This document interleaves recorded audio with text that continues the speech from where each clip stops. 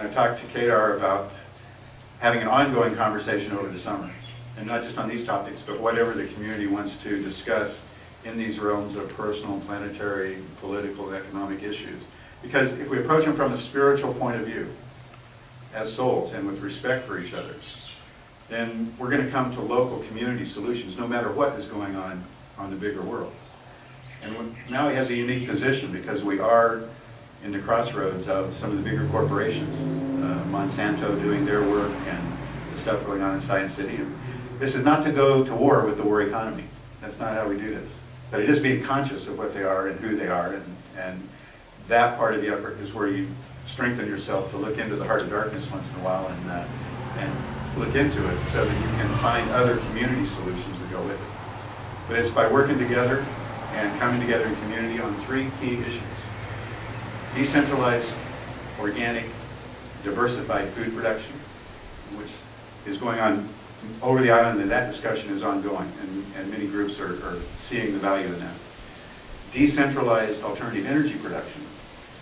Now, we do have windmills up here, and of course on Lanai, the wealthy island is producing electricity, but they're selling it to Oahu.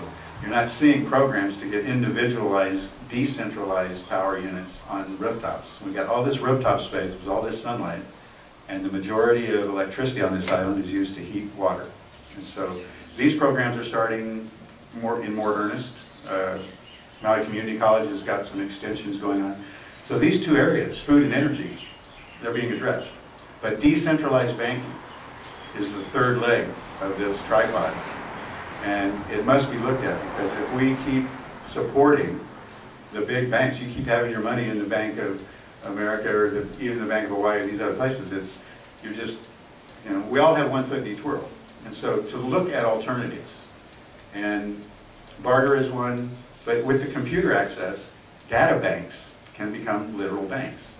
If we begin to put into the computer banks what your gifts and skills are and what your needs are, and then the trade is set up, it's a whole lot easier than even forming a separate script and trying to trade, all of these other things. It's information, and it's actually the same way the big banks work now. It's all electronic transfers of imaginary money anyway. So this as a background. Now, my background is strong in understanding the history of this political economy stuff, and I've got written material over here, but that's not going to be my detail tonight.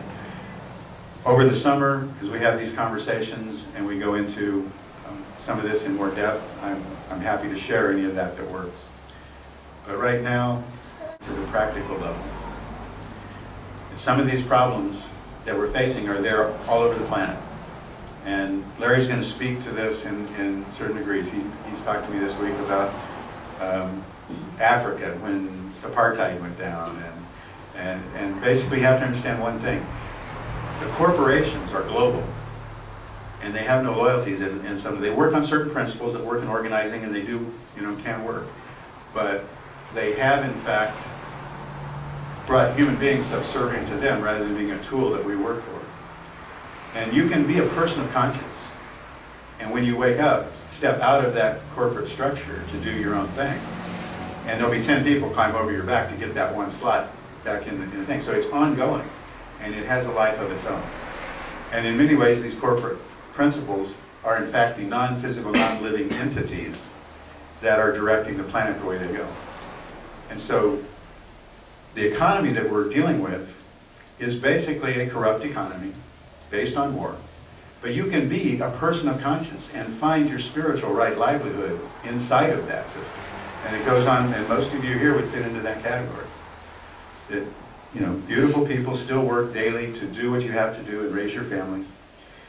And in the Hindu sense, it's called the path of the householder yogi.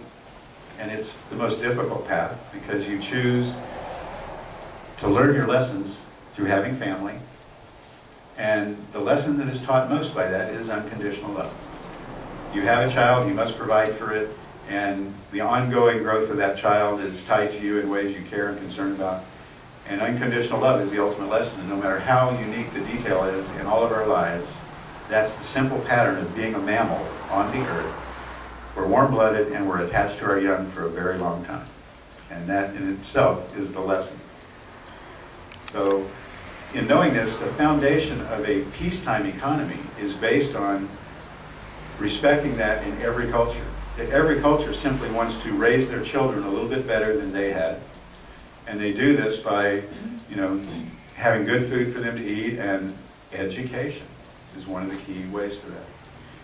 And one of my teachers was Buckminster Fuller. And he was a design master and architect. But he said you have to know the difference between making money and creating wealth. And when you wrap your head around that difference, you take a step up. And he said you create wealth by working in one of 6 endeavors as a human being: food, health, shelter, energy, education, or entertainment. The human spirit needs entertainment.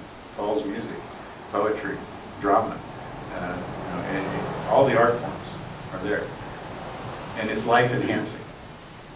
When you endeavor in any of those 6 fields, you in fact create true wealth passed on to future generations, and it can't be destroyed, it's passed on.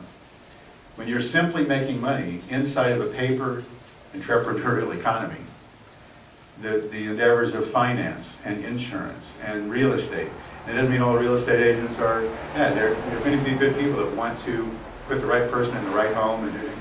But all of those endeavors out of the paper economy make money, but they actually draw back from true wealth. And so we're seeing that now in the way that the last year has played out. And it's requiring people to wake up, raise their vibration, and find new ways to solve old human problems to take care of our families.